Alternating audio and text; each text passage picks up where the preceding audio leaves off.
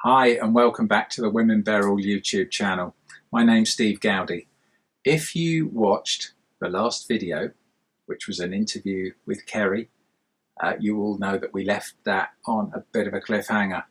So I asked her how had her relationship changed over the course of the last 16 or so years. So here comes her answer in part two. Let's see what Keri has to say. So when I met him, I was a very different person to who I am now. And this 15 years together has forged and changed me into who I am. So in the beginning, I didn't really understand. If you'd said to me about, having your man present, I would have been like, okay, yeah, that means he's in the house. Yeah, he's in the house. I wouldn't have understood the depth of what I mean now. So, in the beginning, no, there wasn't the presence there. I was in a place where I was more, I come from a background and lineage of women that are, so like if I look at my nan and my granddad and my great nan and her husband, it was that old fashioned kind of type relating where the women serve. You just serve, your own needs and everything's just put to one side. You're a martyr, you self-sacrifice.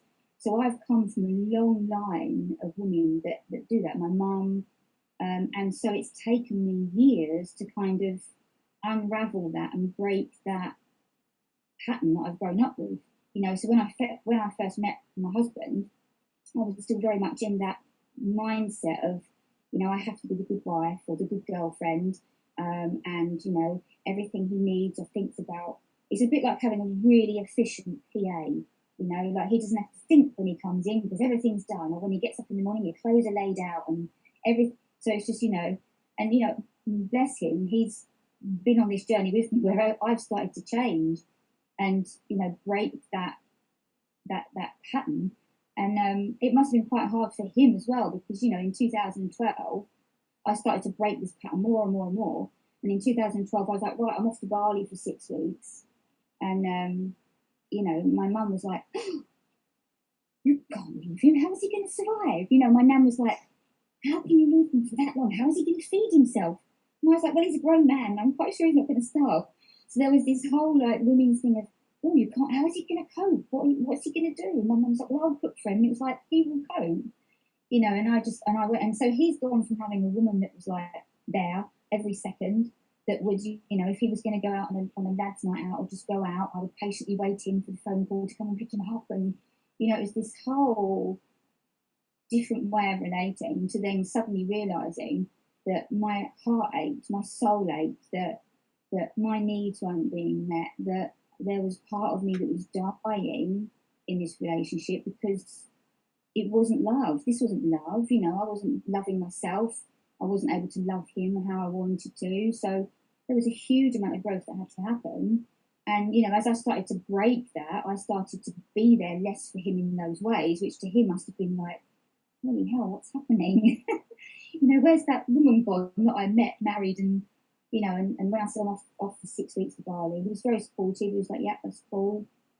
And it was brilliant because it gave me that space to really go away and learn a lot about myself and what I wanted out of a relationship. So then coming back, it's been, since then, it's been a real deep journey. And probably when I came back from Bali, we had about 3 or 4 years that were very, very good because he was working on some stuff with himself.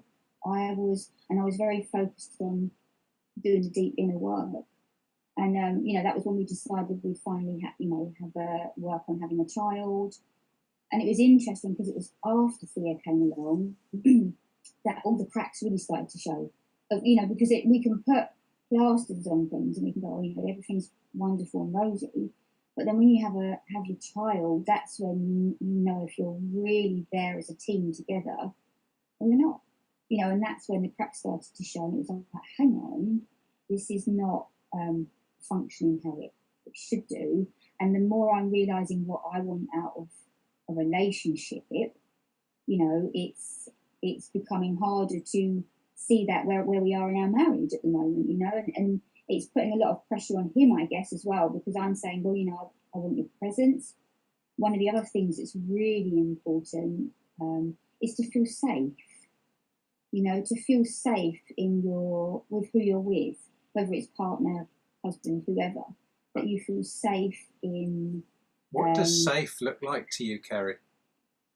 For me, that is being able to speak openly and honestly, you know, in how I'm feeling, or if something, say for instance, something happens between me and my husband, and I can feel not so much a trigger, but I feel an emotional charge from it, to be able to say, oh, ouch, you know, hey, that's how I felt with that, and you know, to be able to talk, to be safe to talk, you know, firstly, and also to be safe in being able to feel emotions. And it's really difficult because men and women are wired up very differently anyway, and women are very much, you know, their emotions are much more out here, and you know, men have had years of conditioning of, you know, being tough and you're not allowed to cry and all of this stuff that gets put on men. So I know for my husband, if he sees me in an emotional state, he panics. He doesn't know what to do. He panics. It's like this sheer panic of, it sometimes what it will do is it will trigger an angry response in him, or it might trigger a, how do I patch it up and fix it? Like, just stop crying. You know, just stop crying, so I can't cope. And it's, for me, it's to be able to be somewhere where you can, and even if the crying's not necessarily about anything to do with in the relationship, it might be like, I've had a really crappy day and I'm feeling really emotional, you know, to be able to be held in a safe space where you can go, oh my God, I feel really emotional right now and I'm going to cry, and know that that other person can just hold that space. They don't even need to come and hug you, but just hold the space and go, yeah, it's okay, you're safe here to be able to let whatever needs to come out, come out. And for me as well, that safety is about being able to love with the fullness of my heart as well. Because for me, when this love that wants to come out of me is massive. And again, some men, and in relationships, I tend to go in at the beginning and I love fully, and then it scares the hell out of them. And then what happens, and this is what I've noticed over the years in my relationship, I go in, I'm fully open, I fully trust, you've got all of me, and where they're not quite ready for that, they will then spend the next years trying to squash it down. You know, let's squash you down. Okay, is that because you say you go in fully and express your love straight away? Is that because you've transcended ego? And where do you think ego, if it does have a place, where does it have a place in a relationship? I don't know if I transcend the ego, because we need to have that part of us there, but it's like it's not in control of us. When it's up there in the forefront in a relationship and there's two egos battling away, you know, that's never going to work.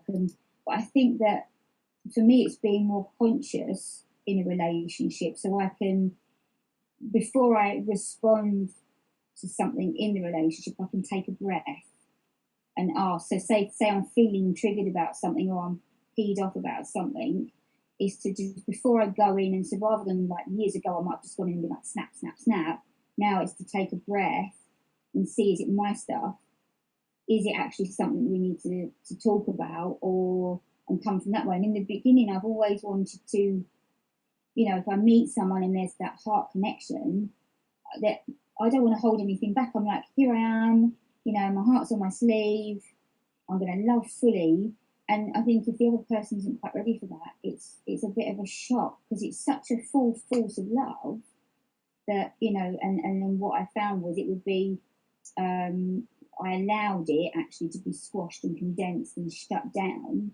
And I know, you know, like for my husband, if I was to actually love with the full force again, it would scare the pants off of him again. You know, it did in the beginning, and I don't know if he's quite ready for that right now either, because there's such a force behind it that if you don't love yourself, you can't actually receive that depth of love. You know, so it's a really interesting place to be, because my heart wants to open and wants to love fully, but there's a holding back a bit at the moment of thinking, yeah, this is, if I let this out, it's just gonna, like, you know, they'll be like, ah, and run off. It's just an interesting pattern we pick up. Okay, so how do you feel holding that back when you're saying you feel it really wants to come out? Oh, it's like dying. You know, it's like you're not living fully. It's not. You're just condensing who you are. You know, and this is something that I'm working through at the moment. It's something that I'm processing through at the moment. Is realizing that, you know, that I need to be with someone, you know, whether it's my husband, whether he decides to work on his own stuff so that we can then receive each other in that place, you know. But before I can sit and have that conversation with him, I need to remove that emotional charge around it, because I can't have a heartfelt, open conversation with my partner when there's a huge emotional charge around it, because it just doesn't work, because an ego comes in, you know, the emotions come out, it gets all heightened, stories coming in the mind, and you can't speak from that heart. So for me, what I'm doing at the moment is deeply processing through these emotional charges that I'm feeling around it, so that when I come out the other side, I can go to him and sit and have a conversation that even if he finds himself being a bit triggered, because I've worked through my emotional charge, I can meet him and hold that place for him, and we can have that conversation, you know, so that I'm not being triggered by him being triggered, if that makes sense. You know, I can work through my stuff and then bring it to him and say, look, this is what I want out of a relationship. You know, the presence isn't there, you know, and these bits are not here. And what can we do to work about it? And if he feels triggered by that and comes back with, you know, being a bit angry or frustrated, at least if I know my emotional charge is gone, I can hold it, allow him to be in that place, and then carry on with the conversation, rather than me still being triggered as well, and it just be like, ah. Okay, that makes sense. Yeah, so I just think for me, it's presence is definitely one of my top, and feeling safe. You know, those for me are like two of my biggest things. And as I said, the safety is about being able to express how I'm feeling fully, whether that's my love, whether that's my emotional side of things. You know, because I haven't had that in relationships before, of being held or feeling safe. You know, and that's something that I really would love in a relationship, is to know that I'm safe. I'm safe to just talk, to express how I fully want to express, and that it can be held and received. You know, that's that's two of the huge things for me. So. Okay, thank you. I've got a couple of questions banging away at me here. One is something you mentioned about sometimes if you do express emotions, that he wants to come and fix you. What's your take on men fixing women? Because I've heard this over the years, and women go, we don't want to be fixed, but men automatically have almost wired to fix things, and they see a relationship maybe as a thing. I don't know if I should be saying that, but so what's your view on that, Keri, please? Okay, so you know how it works now. We've left it on another cliffhanger. So to get the answer to that, watch part 3 and see what Keri has to say about what she thinks about men trying to fix women in relationships. I can't wait for that answer either. Okay, so if you've enjoyed this and you enjoyed the first part of Keri's interview as well, then please like the videos, subscribe, turn on the little bell notifications, and I look forward to seeing you next time. Take care, love and hugs, stay blessed.